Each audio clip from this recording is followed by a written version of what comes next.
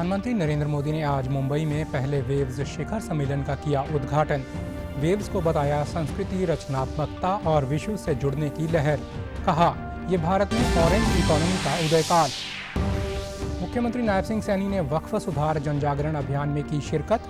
कहा, नए कानून में मुस्लिम समुदाय के पिछड़े तबके का प्रतिनिधित्व बढ़ाने का है प्रावधान।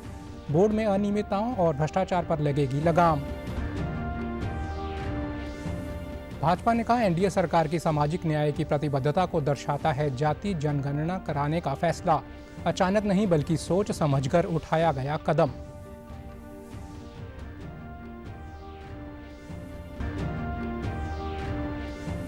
और प्रदेश में नीट यूजी परीक्षा के सुचारू और निष्पक्ष संचालन के लिए किए गए पुख्ता प्रबंध। एनटीए ने जारी किए प्रवेश पत्र।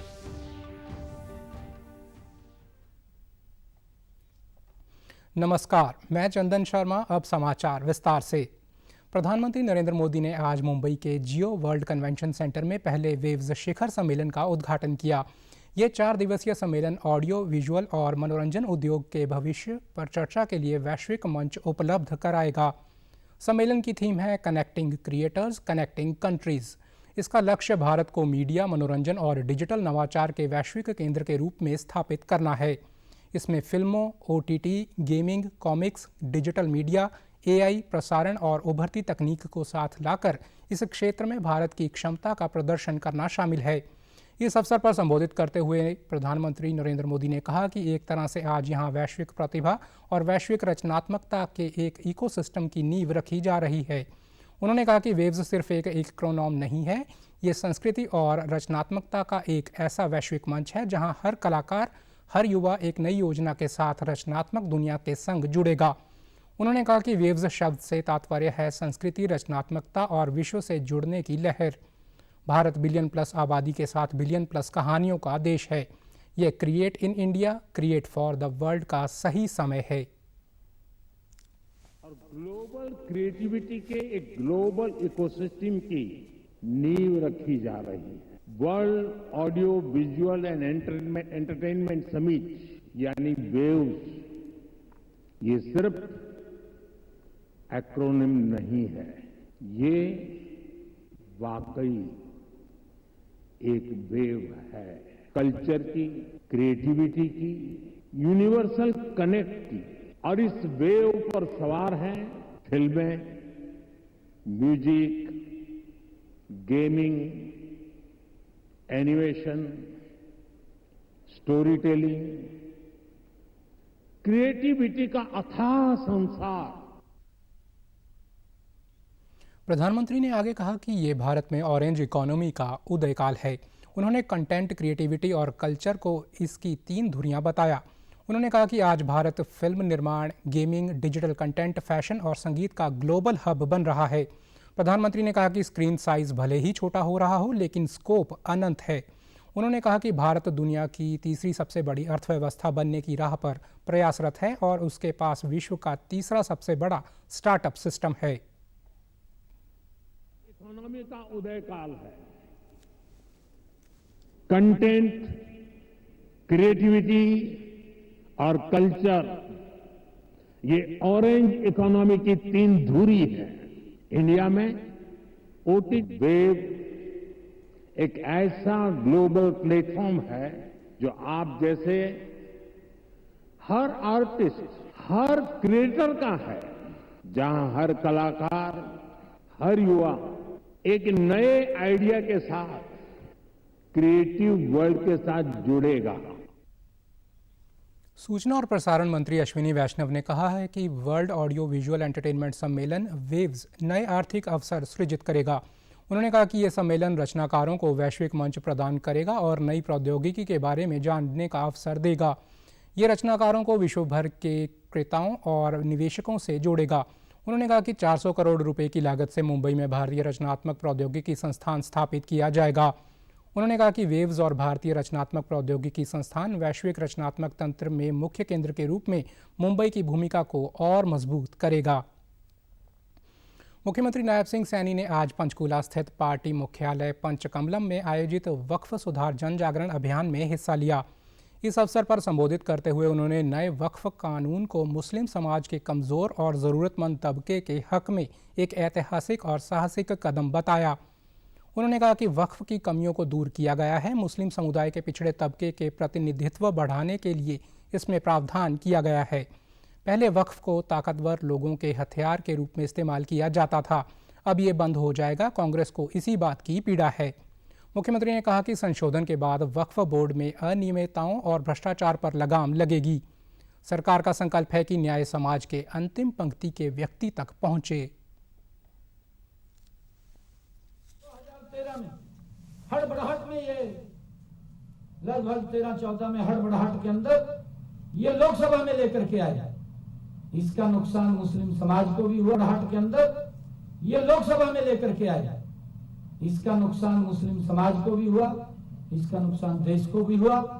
कांग्रेस कोई भी काम करती थी केंद्र बिंदु वोट बैंक रखती थी। नरेंद्र मोदी जी कोई भी काम करते हैं केंद्र देश को रखते हैं।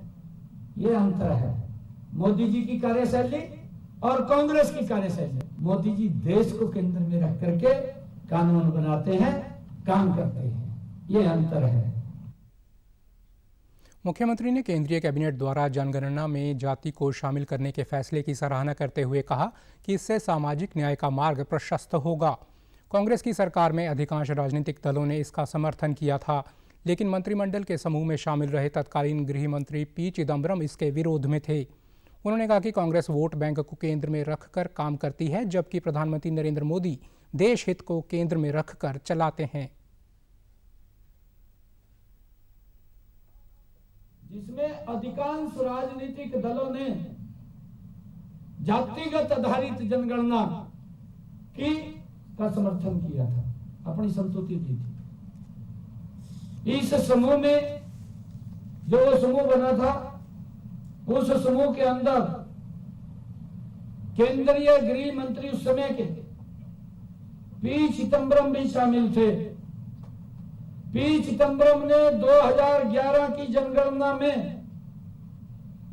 जाति को शामिल करने का विरोध किया था और कहा कि जातियों की गिनती जनगणना में नहीं बल्कि अलग से कराई जाएगी। ये उनके वित्त मंत्री गृह मंत्री ने कहा था। जातियां बना दी गई, आपके सामने है।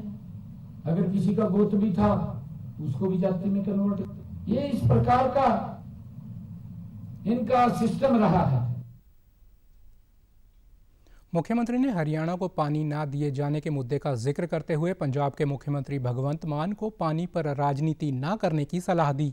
उन्होंने कहा कि पंजाब गुरुओं की धरती है, जिनसे हमने सीखा है कि किसी अजनबी का स्वागत पानी पिलाकर करते हैं। हमारी संस्कृति में हमने गुरुओं से सीखा है। हमने गुरुओं से ये सीखा है कि अगर मेरे पास कोई अनजान व्यक्ति भी आ जाए, उसका पानी पिला करके मैं स्वागत करता हूं। किसी भी परिवार में चला जाए, सबसे पहले उसको पानी जल पिलाते हैं, जल पिला करके उसका स्वागत करते हैं, बाद में पूछते हैं। आज तक के इतिहास में इस पीने के पानी को लेकर के कभी भी कोई डिस्प्यूट नहीं हुआ।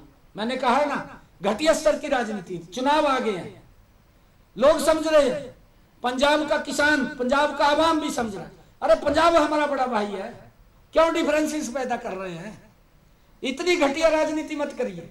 अगर पंजाब प्यासा रहता है, हम अपने हिस्से का पानी काट करके पंजाब के लोगों को दे देंगे। हमारी वो संस्कृति है, हमारी वो संस्कृति है। परंतु इस प्रकार की घटिया राजनीति करके। केंद्रीय मंत्री धर्मेंद्र प्रधान ने कहा है कि जाति जनगणना कराने का फैसला एनडीए सरकार की सामाजिक न्याय के प्रति प्रतिबद्धता को दर्शाता है। नई दिल्ली में मीडिया को संबोधित करते हुए उन्होंने कहा कि ये फैसला अचानक नहीं लिया गया, बल्कि सरकार द्वारा सोच समझकर उठाया गया एक कदम है। उन्होंने बताया कि राष्ट्रीय जनगणना मूल रूप से 2021 के लिए निर्धारित थी, लेकिन अब आगामी जनगणना में जाति जनगणना को शामिल करने का निर्णय लिया है। उन्होंने कहा कि गृह मंत्री अमित शाह ने करीब 1 वर्ष पहले इस बारे में संकेत दे दिया था। प्रधान ने कहा कि देश के सभी वर्गों के लोगों ने दलगत राजनीति से ऊपर उठकर इस फैसले का स्वागत किया है। सामाजिक न्याय के प्रति भाजपा की प्रतिबद्धता को कांग्रेस पार्टी से किसी प्रमाण पत्र की आवश्यकता नहीं है।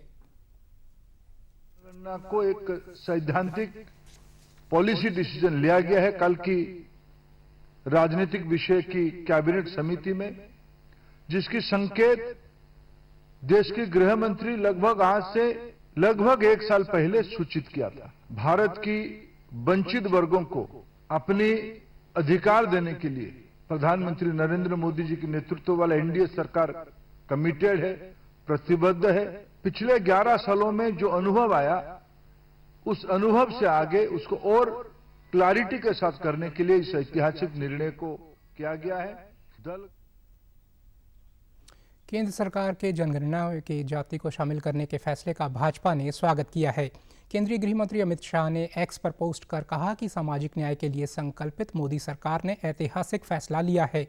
इस फैसले से सामाजिक समानता और हर वर्ग के अधिकारों के प्रति मजबूत प्रतिबद्धता का संदेश दिया है।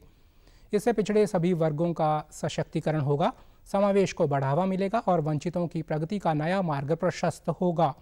केंद्रीय मंत्री जेपी नड्डा ने भी इस फैसले की सराहना करते हुए कहा कि ये अभूतपूर्व निर्णय सामाजिक समरसता के विस्तार के साथ ही हर वर्ग के उत्थान और पिछले तबके के सम्मान को बढ़ाने में मील का पत्थर साबित होगा।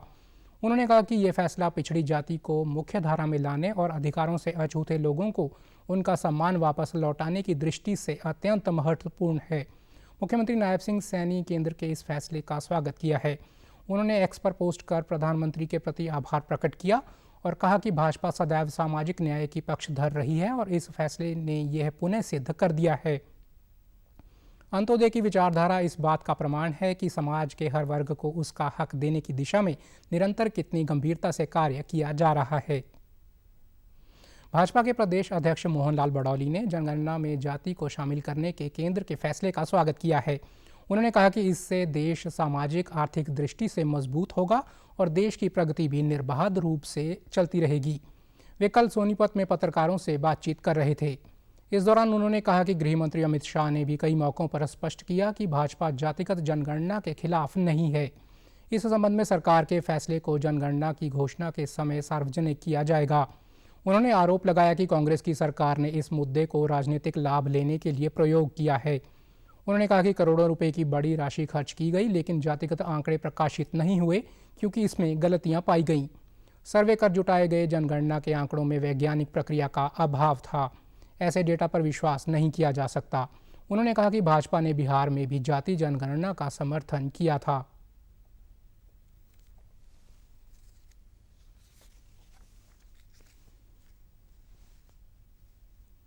SECC के नाम से जाना जाता है। 4893.60 करोड़ रुपए खर्च किए गए। ये बहुत बड़ी राशि है, लेकिन जातिगत आंकड़े प्रकाशित नहीं हुए क्योंकि इसमें 8.19 करोड़ गलतियां पाई गई। इस सब के बावजूद कांग्रेस और ईडी गठबंधन के दलों ने जाति जनगणना के विषय को केवल अपने राजनीतिक लाभ के लिए उपयोग किया और यह केंद्र का विषय है। हालांकि कई राज्यों ने सर्वे के माध्यम से जातियों की जनगणना की है। जहां कुछ राज्यों में यह कार्य सुचारू रूप से संपन्न हुआ है, वहीं कुछ अन्य राज्यों ने राजनीतिक दृष्टि से और गैर पारदर्शी ढंग से सर्वे किया है। भाजपा ने कभी भी जातिगत जनगणना का विरोध नहीं किया। भाजपा ने बिहार में भी जाति जनगणना का समर्थन किया था। आदरणीय गृह मंत्री श्री अमित शाह जी ने भी। मुख्यमंत्री नायब सिंह सैनी ने अक्षय तृतीया के अवसर पर कल होडल विधानसभा क्षेत्र को कई विकास परियोजनाओं की सौगात दी। उन्होंने 10 करोड़ रुपए की लागत वाली 3 परियोजनाओं का उद्घाटन किया। वे कल होडल में आयोजित ब्रज विकास रैली में बतौर मुख्य अतिथि शामिल हुए। इस अवसर पर संबोधित करते हुए उन्होंने कहा कि होडल का नाम जब भी लिया जाता है तब मन में एक ऐसा चित्र उभरता है जहां की मिट्टी में मेहनत, वीरता की गाथाएं और संस्कारों की खुशबू विद्यमान है। यह वही वीर भूमि है जहां महारानी किशोरी जैसी वीरांगना ने जन्म लिया। मुख्यमंत्री ने कहा कि इस क्षेत्र को विकास की नई ऊंचाइयों तक ले जाना हमारी प्राथमिकता है और रहेगी। होडल एक आदर्श विधानसभा क्षेत्र बनेगा। शिक्षा, स्वास्थ्य, बुनियादी ढांचे और रोजगार के क्षेत्र में विशेष पहल करते हुए होडल को आगे बढ़ाया जाएगा।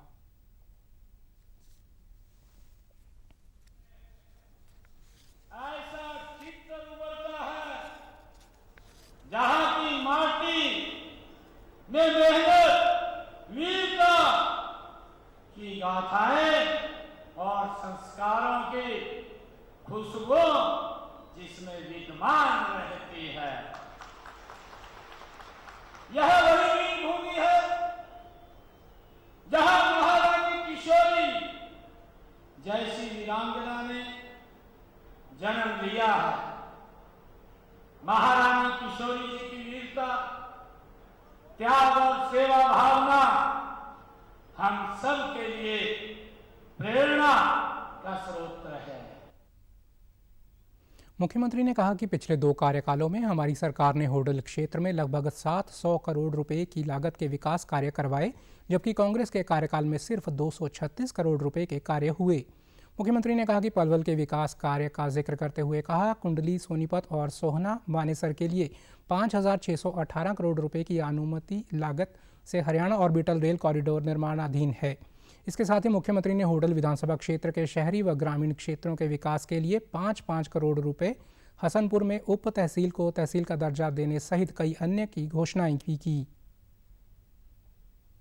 तहसील बनाने के लिए जो डिमांड आदरणीय विधायक जी ने रखी है, उसकी विजिबिलिटी चेक करवा करके उसको भी बनवाने का काम वो किया जाएगा। यहाँ बाईपास होटल का बने, उसके लिए मैं विधायक जी से भी, आप सब महानुभाव से भी ये अपील करूंगा कि जो हमारा ये भूमि पोर्टल है जिससे हम भूमि एक्वायर करते हैं, आप उसके ऊपर उस भूमि को लगवाइए, उसको एक्वायर करके यहाँ पर बाईपास बनवाने का काम हम करेंगे।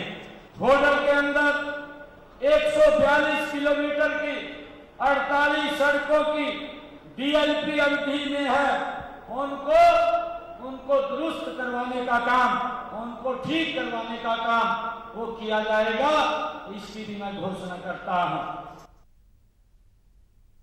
पहलगाम आतंकी हमले के बाद बढ़ते तनाव के बीच भारत ने पाकिस्तान के लिए अपने एयर स्पेस को तत्काल प्रभाव से बंद करने की घोषणा की है। भारत ने इसे लेकर notice to air mission NOTAM जारी किया है। अब 23 मई तक किसी भी पाकिस्तान के विमान को भारतीय हवाई क्षेत्र में प्रवेश की इजाज़त नहीं होगी।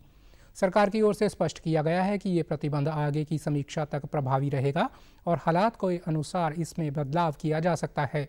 सुरक्षा और संप्रभुता से जुड़े हितों को सर्वोच्च प्राथमिकता देते हुए ये निर्णय लिया गया है। इसकी जानकारी संबंधित अंतर्राष्ट्रीय नागरिक उड्डयन एजेंसियों और हवाई अड्डों को भी दे दी गई है। भारत के इस फैसले का सीधा असर पाकिस्तान की वाणिज्यिक और सैन्य उड़ानों पर पड़ेगा। इस फैसले को भारत की तरफ से एक कड़ा संदेश माना जा रहा है, जिसमें यह स्पष्ट किया गया है कि किसी भी उकसावे की स्थिति में भारत सख्ती से जवाब देगा। शाहबाद अनाज मंडी में अब किसानों और मजदूरों को 10 रुपये में अच्छा खाना मिलेगा। कृषि मंत्री श्याम सिंह राणा ने कल मंडी में अटल किसान मजदूर कैंटीन का उद्घाटन किया। इसके बाद किसानों को संबोधित करते हुए उन्होंने कहा कि मुख्यमंत्री के आदेश पर शाहबाद में अटल कैंटीन की स्थापना की गई है। कैबिनेट मंत्री ने बताया कि सीएम नायब सिंह सैनी का सपना है कि राज्य के हर वर्ग को, चाहे किसान, मजदूर हो या कोई अन्य ज़रूरतमंद इंसान, सभी को सरकारी योजनाओं का लाभ मिले। उन्होंने कहा कि प्रदेश में इस समय 80 से ज़्यादा अटल कैंटीन संचालित की जा रही हैं और सभी मंडियों में ऐसी कैंटीनें स्थापित की जाएंगी। 80+ कैंटीनें प्रदेश में चल रही हैं और हर साल इनको हम ज़्यादा से ज़्यादा बढ़ाने की कोशिश कर रहे हैं, ताकि मंडी में आने वाले किसान, मजदूर, किसी को भी खाने की, पानी की दिक्कत ना हो।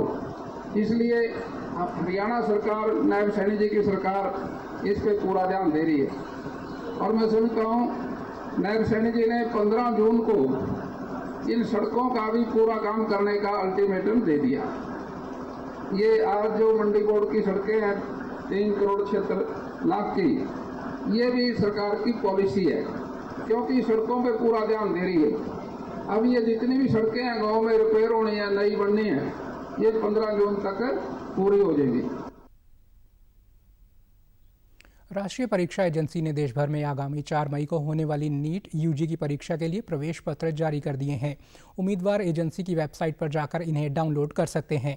प्रदेश में भी नीट यूजी की परीक्षा के सुचारू और निष्पक्ष संचालन के लिए पुख्ता प्रबंध किए गए हैं। परीक्षा के लिए प्रदेश भर में कुल 162 केंद्र बनाए गए हैं, जिनमें 60,687 परीक्षार्थी शामिल होंगे। मुख्य सचिव अनुराग रस्तोगी ने परीक्षा के संचालन को लेकर एक उच्च स्तरीय बैठक कर राज्य की तैयारियों की समीक्षा की। बैठक में पुलिस महानिदेशक शत्रुजीत कपूर समेत एनटीए के प्रतिनिधि और शिक्षा विभाग के वरिष्ठ अधिकारी उपस्थित रहे। इस दौरान मुख्य सचिव ने नागरिक प्रशासन और एनटीए के बीच निर्बाध समन्वय की आवश्यकता पर बल दिया। उन्होंने सभी उपायुक्तों को एनटीए की सिटी कोऑर्डिनेटर्स के साथ मिलकर काम करने के निर्देश दिए ताकि संचालन व्यवस्था को अंतिम रूप देने के साथ साथ परीक्षा केंद्रों पर सभी आवश्यक सुविधाओं को उपलब्ध कराया जा सके। उन्होंने परीक्षा से जुड़ी तैयारियों का आकलन करने और कमियों को दूर करने के लिए अधिकारी नामित केंद्रों का दौरा करने का कहा। उन्होंने कहा कि पूरी प्रक्रिया में किसी भी तरह की ढिलाई से सख्ती से निपटा जाएगा और जिला प्रशासन में उच्चतम स्तर पर जिम्मेदारी तय की जाएगी। अधिकारी परीक्षा की प्रक्रिया पूरी होने तक स्ट्रांग रूम की पूरी लॉगबुक बनाकर रखें।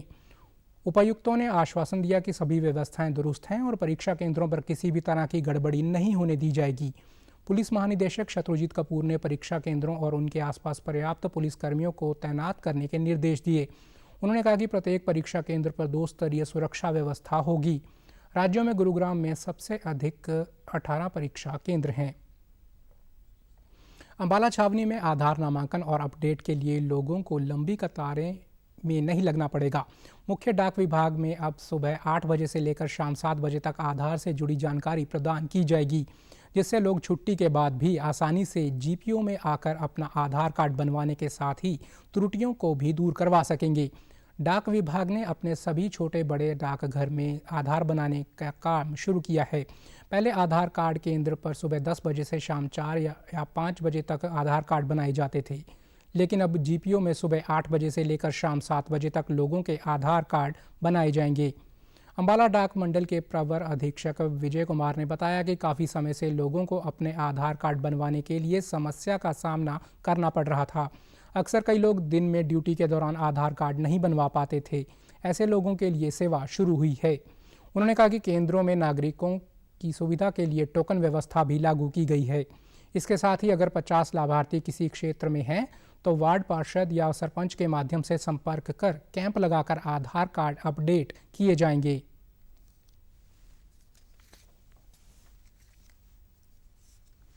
आज से शाम के 7 बजे तक आधार की फैसिलिटी प्रोवाइड करती है। जनसाधारण पब्लिक अपना आधार सुबह 8 बजे से लेकर शाम के 7 बजे तक अपडेट करा सकता है, रिन्यू करा सकता है, या कोई रजिस्ट्रेशन है बच्चे का, जो भी आधार की फैसिलिटीज है वो हम सारी फैसिलिटी सुबह 8 बजे से 7 बजे तक प्रोवाइड करते हैं। हमारी लगभग 35 से 40 की एवरेज थी, अभी हमने स्टार्ट किया है तो मुझे उम्मीद है कि ये डबल होगी। अगर कोई एरिया ऐसा है या गाँव, कोई शहर का वार्ड या कोई सोसाइटी ऐसी है जहाँ पे 40-50 के आसपास आधार बन सकते हैं या अपग्रेडेशन का काम है, तो वहाँ का जो प्रतिनिधि है, सरपंच है, एमसी है या कोई और जो उसका पूर्ण सोसाइटी का सेक्रेटरी है, प्रतिनिधि है, वो हम लोगों से संपर्क कर सकता है और हम उनके एरिया में जाकर कैंप लगा देंगे। वहीं डाकघर में आए लोगों ने बताया कि समय बढ़ाए जाने के फैसले का स्वागत करते हुए उन्होंने कहा कि अब आसानी से अपना आधार कार्ड बनवा पाएंगे। उन्होंने कहा कि इससे हमारे समय की बचत होगी। यह बहुत अच्छी पहल की गई है। पहले आधार के लिए ड्यूटी से छुट्टी लेनी पड़ती थी, लेकिन अब बेहतर सुविधा मिलेगी। उन्होंने इसके लिए डाक विभाग की सराहना भी की। से भी कई बार रिक्वेस्ट करी कि इन लोगों को जो है ना समय दो, थोड़ा सा बढ़ाओ, तो उन्होंने कहा हम सरकार से रिक्वेस्ट करेंगे, तो वो आज लगता है वो बात मानी गई है। तो मैं अपनी ओर से और अपने लोगों की ओर से सरकार का बहुत बहुत धन्यवाद। तो बहुत बढ़िया किया है सर, क्योंकि लोग ड्यूटी से आते हैं, कभी 6 बजे आते हैं तकरीबन, और अगर बंदे का आधार कार्ड बनवाना है तो आधा घंटा पौना घंटा आगे अपना समय निकाल सकता है। पहले टाइम कम था और वो आता था ड्यूटी से तो मुश्किल हो जाती थी उसको बनवाने के। परंतु अब इस चीज को देखते हुए लोगों को जो सा है सुविधा भी होगी, क्योंकि टाइमिंग बढ़ गई है। टाइमिंग बढ़ने के कारण से जो सी लोगों को बहुत सुविधा का सामना करना पड़ेगा और उनके जो से कार्य थे वो टाइम पर होया करेंगे। कश्मीर के पहलगाम में हुए आतंकी हमले के विरोध में करनाल में बड़ी संख्या में लोगों ने रक्तदान कर दूसरों का जीवन बचाने का संदेश दिया। इस हमले में जान गंवाने वाले लेफ्टिनेंट विनय नरवाल के जन्मदिन के मौके पर एक रक्त बूंद विनय के नाम रक्तदान शिविर का आयोजन किया गया, जिसमें बड़ी संख्या में आम लोगों व परिवारजनों ने रक्तदान किया। उनकी पत्नी, बहन और पिता राजेश नरवाल ने रक्तदान कर विनय नरवाल को श्रद्धांजलि दी। विनय की पत्नी हिमांशी ने कहा कि आज विनय का जन्मदिन है। हम शांति चाहते हैं और सरकार से न्याय चाहते हैं। मानवता की हत्या करने वालों को कड़ी सजा मिले। उन्होंने कहा कि विनय ने जो रास्ता चुना था वह भी उस पर आगे बढ़ना चाहती हैं।